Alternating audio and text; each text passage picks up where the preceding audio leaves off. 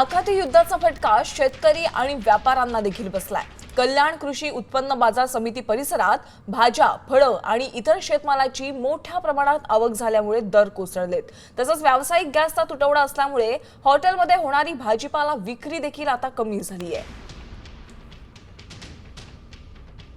America आणि Iran यामध्ये भयानक युद्ध चालू आहे आणि या युद्धाचा मोठा फटका आहे तो कल्याणमधील एपीएमसी मार्केटलाही बसला आहे।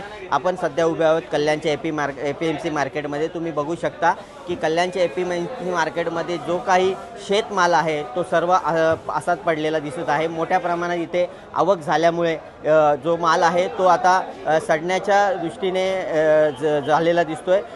रोज कल्याण एपीएमसी मार्केटमध्ये 60 ते 70 गाड्यांची आवक होत होती। एकंदरीत परदेशी माल जाण्याचं थांबल्यामुळे रोज इथे 200 ते 250 गाड्या इथे यायला लागल्या आहेत। परिणामी इथले जे माल आहे त्याची आवक वाढून संपूर्ण माल आहे तो इथेच तुम्हाला पडलेला दिसत आहे।